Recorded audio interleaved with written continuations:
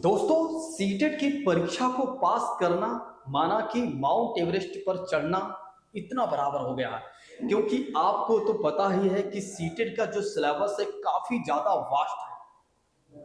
और खास तौर पर अगर सेकंड पेपर की बात करें तो सेकंड पेपर का जो सिलेबस है वाकई में बहुत बड़ा है, जिसको अगर हमने सही तरीके से सही स्ट्रेटेजी से हमने नहीं पढ़ा और सही स्टडी मटेरियल के साथ हमने नहीं पढ़ा और सही से हमने प्रैक्टिस नहीं किया तो ये समझ लीजिए इस एग्जाम को क्वालिफाई करना काफी ज्यादा कठिन हो जाता है। लेकिन दोस्तों, आपको चिंता करने की आवश्यकता नहीं है। ये सारी ही जो कठिनाई है उसको दूर करने के लिए मैं आपके समक्ष प्रस्तुत हूं और इस वर्ष आपके साथ जी तोड़ मेहनत करूंगा। और इस बार आपके हाथ में निराशा नहीं बल्कि एक तरह से सफलता यानी कि आशा हाथ में आएगी।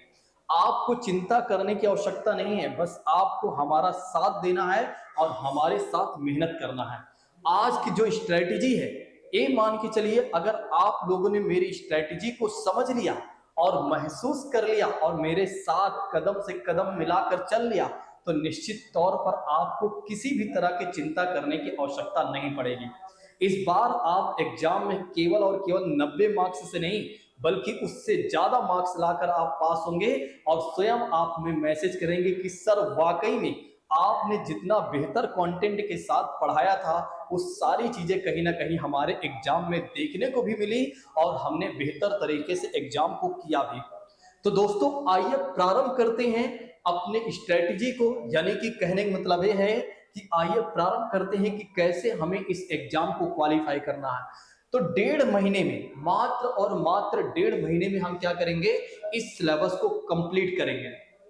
अप्रैल की बात कर रहे हैं, अप्रैल हमारे पास पूरा है और 15 मई तक की बात करते हैं तो 15 मई तक हर हाल में हम क्या करेंगे, इस सिलेबस को कंप्लीट करेंगे।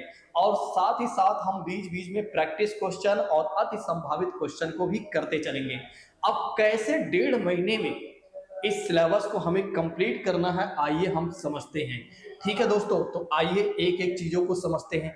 सबसे पहली बात करते हैं, एसएसटी की बात करते हैं। सारे विषय तो आसान हो जाते हैं लेकिन एसएसटी कठिन हो जाता है क्योंकि सिलेबस काफी वास्ट है। तो सबसे पहले एसएसटी में हम कैसे तैयारी करेंगे, जैसा कि बात करते हैं हिस्ट्री की बात करते हैं। हिस्ट्री अगर आप देखें तो इस समय मैं आपको यूनिट वाइज पढ़ा रहा हूं। कैसे पढ़ा रहा हूं, यूनिट वाइज पढ़ा रहा हूं, जिसमें अगर आप देखें तो एशियंट हिस्ट्री की बात करते हैं तो एशियंट हिस्ट्री में केवल और केवल 5 यूनिट में मैं एशियंट हिस्ट्री को कंप्लीट कर दूंगा। अगर आप देखें तो अभी तक 3 यूनिट यानी कि 3 यूनिट हमने कवर कर लिया है, यानी कि 3 क्लास हमने प्रोवाइड करा दिया और इतना शानदार कंटेंट के साथ मैंने प्रोवाइड कराया है। अगर कोई एक बार 3 क्लासेस को देख लेता है तो निश्चित तौर पर उसे दोबारा देखने की आवश्यकता नहीं पड़ेगी। उसे लगेगा कि वाकई बड़े शानदार तरीके से प्रवीण सर ने सारी चीजों को कवर किया है। ठीक है, अब इसकी केवल और केवल 2 यूनिट बची है, यानी कि 2 क्लास बची है। 2 क्लास में आपकी एशियंट हिस्ट्री कंप्लीट हो जाएगी, जैसा कि बात करते हैं कल और परसों में। फिर उसके बाद बात करते हैं मीडियल हिस्ट्री की बात करते हैं, मध्यकालीन भारत की बात करते हैं। तो इसको हम कितने यूनिट में कवर करेंगे, केवल और केवल 3 यूनिट में करेंगे, अर्थात 3 क्लास में मीडियल हिस्ट्री को कंप्लीट करेंगे। इसके बाहर से जो मैं आपको पढ़ाऊंगा इससे बाहर से क्वेश्चन नहीं पूछे जाएंगे, आपके एग्जाम में बिल्कुल हूबहू कहीं ना कहीं चीजें देखने को मिल जाएंगी। उसके बाद बात करते हैं मॉडर्न हिस्ट्री। काफी ज्यादा यहां से क्वेश्चन पूछे जाते हैं हमारे एग्जामिनेशन में और जिसकी वजह से इसको हम कितने यूनिट में कंप्लीट करेंगे, तो 5 यूनिट में हम कंप्लीट करेंगे।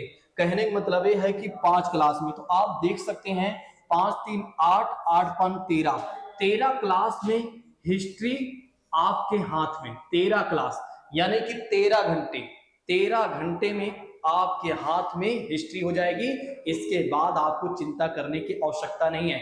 अब ये क्या है, ये आपके सिलेबस है, इसको मैं ऐसे कवर करूंगा और फिर क्या होगा, जैसे ही ये सारी चीजें कंप्लीट होंगी वैसे ही मेरी 1 क्लास के बजाय 2 क्लास आना प्रारंभ हो जाएंगी। जैसा कि बात करते हैं, एक के साथ मैं सिविक्स स्टार्ट करूंगा 1 क्लास के साथ और दूसरी क्लास मेरी ये होगी कि इसके एमसीक्यूज और वो भी वो वाले एमसीक्यूज होंगे जो प्रीवियस ईयर के होंगे और जो एक तरह से अति संभावित वाले क्वेश्चन होंगे। इसमें एक और बात मैं आपको बता देता हूं, एमसीक्यूज इधर उधर से नहीं होंगे, उछल कूद से। उछल कूद वाले मैं क्वेश्चन नहीं करवाता हूं। मेरी खास बात यह है कि मैं चैप्टर वाइज चीजों को करवाता हूं और टॉपिक वाइज, बिल्कुल चैप्टर वाइज, बिल्कुल टॉपिक वाइज। और मैं आपको दिखाऊंगा कि देखिए मैंने आपको जो पढ़ाया था आपके एग्जाम में पूछा जा चुका है और पूछे जाने की संभावना है दोस्तों। तो हिस्ट्री की बात करते हैं। हिस्ट्री मात्र और मात्र 13 क्लास में कंप्लीट, समझ रहे हैं नहीं? और 4 से 5 क्लास में, 6 क्लास में आप देखेंगे तो एमसीक्यू चैप्टर वाइज पूरा हो जाएगा। उसके बाद मेरी एक क्लास आएगी लास्ट में और वो होगी मैराथन वाली क्लास, वो होगी डाउट वाली क्लास, वो होगी जो इधर उधर के कुछ टॉपिक होंगे जहां से छूट गई होंगी चीजें, या एक तरह से कह सकते हैं कि जो एग्जाम में अति महत्वपूर्ण है, उन सारी चीजों को मैं एक जगह इकट्ठा करके एक क्लास में प्रोवाइड करा दूंगा। इसके बाद हिस्ट्री से आपकी एग्जामिनेशन में क्वेश्चन आपके गलत नहीं होंगे दोस्तों। अब उसके बाद बात करते हैं सिविक्स की बात करते हैं। सिविक्स की बात करते हैं, सबसे आसान विषय अगर कोई है तो है सिविक्स है। बड़े आसानी तरीके से मैं आपको सिखा दूंगा, ठीक है, क्योंकि ये बिल्कुल एप्लीकेबल है, सब कुछ हमारे सामने ही हो रहा है, जितनी भी चीजें हैं सब हमारे सामने हैं। आराम से आप क्या कर सकते हैं, इसे समझ सकते हैं। जैसा कि बात करते हैं, इसे केवल और केवल 6 यूनिट में पूरे सिलेबस को A to Z एक एक चीजों को बड़ी ही सूक्ष्मता और गहराई के साथ मैं कवर करूंगा, ठीक है। तो सिविक्स की बात करते हैं 6 यूनिट मतलब 6 क्लास में कंप्लीट।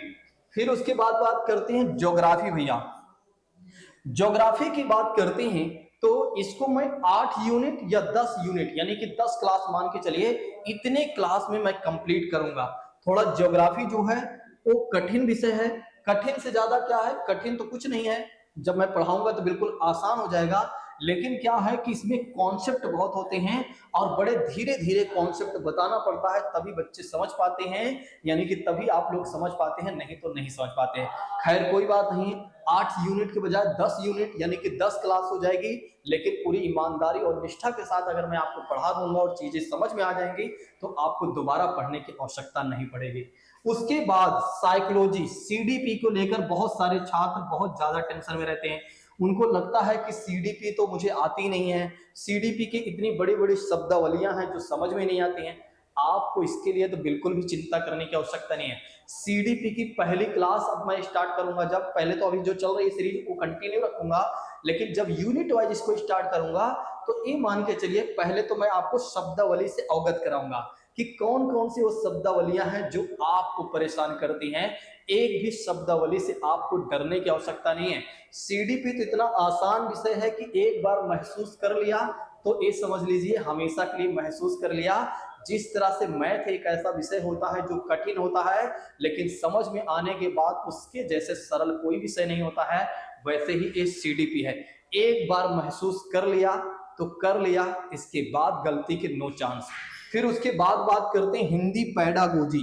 हिंदी पैडागोजी की बात करते हैं साथियों, तो हिंदी पैडागोजी की बात करते हैं तो 5 यूनिट, वैसे तो 5 यूनिट मैंने ज्यादा ले लिया है लेकिन फिर भी आप मान के चलिए 4 यूनिट तो माने के चलिए 4 यूनिट में सारी चीजें कंप्लीट हो जाएंगी। फिर उसके बाद जो लोग पेपर 1 की तैयारी कर रहे हैं वो एनवायरमेंट को लेकर तो बिल्कुल भी चिंता ना करें। एनवायरमेंट को बहुत अच्छे से कवर कर दूंगा, कहीं से कहीं तक उन्हें टेंशन लेने की आवश्यकता नहीं है।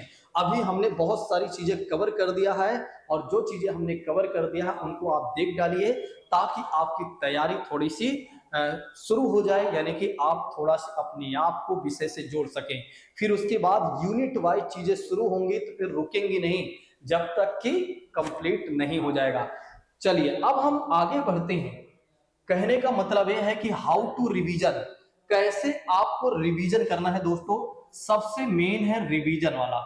बहुत सारे छात्र क्या करते हैं, पढ़ते तो हैं लेकिन वे भूल जाते हैं और वही उनकी गलती है। आप क्या करिए, एक चार्ट पेपर बनाइए। क्या बनाइए, चार्ट पेपर, और 1 महीने के उसमें पूरे में डेट लिख डालिए कि भैया 1 तारीख, 2 तारीख, 3 तारीख, 4 तारीख, कुल मिलाकर 30 तारीख तक लिख डालिए। फिर वही दिन आप लिख डालिए, ठीक है। फिर उसके हिसाब से आप क्या करिए, जैसे वीडियो से अगर आपको रिवीजन करना है तो यूनिट 1 लिख दीजिए कि मैं इस तारीख को यूनिट 1 रिवीजन करूंगा, इस तारीख को मैं यूनिट 1 रिवीजन करूंगा। फिर उसके बाद अगले 10 दिन बाद क्या है, इस तारीख को मैं क्या करूंगा, इस यूनिट को रिवीजन करूंगा। और इसी तरह से आप क्या करें, हर विषय को आप क्या करें, रिवीजन पर डाल दें, डेट डाल दें कि हाँ इस तारीख को मुझे इस विषय को पढ़ना है और पूरा पढ़ना है। उस दिन हमें कोई अलग से विषय को नहीं पढ़ना है, उस दिन हमें कोई अलग से विषय को नहीं पढ़ना है। बाकी वीकली भी आप सिस्टम बना लीजिए कि आप क्या करिए, मंडे टू सैटरडे पढ़िए और संडे को बना लीजिए कि रिवीजन करना है, इसके अलावा कुछ भी नहीं करना है, कोई वीडियो नहीं देखना है। वैसे मैं भी वीडियो नहीं लेकर आता हूं संडे को, तो किसी भी तरह के वीडियोज वगैरह आपको नहीं देखना है, बस आपको क्या करना है, रिवीजन करना है। आगे चलकर नोट्स को लेकर बहुत सारे छात्र परेशान हो रहे हैं, मुझे पता है, तो नोट्स को लेकर उन्हें चिंता करने की आवश्यकता नहीं है। आगे चलकर मैं आपको टेलीग्राम लिंक दूंगा, आगे चलकर टेलीग्राम लिंक दूंगा और वो टेलीग्राम लिंक जो है आपको ज्वाइन करना है और उसमें फ्री नोट्स आपको मिलेंगे, वो भी मेरी नोट्स मिलेंगी और जो मैं आपको पढ़ाता हूं वही नोट्स मिलेंगी। और एक केवल और केवल 5 दिन के लिए ओपन होगा और 5 दिन में जितने छात्र जुड़ जाएंगे उन्हीं को यहाँ पीडीएफ मिल पाएगी, अदरवाइज नहीं मिल पाएगी।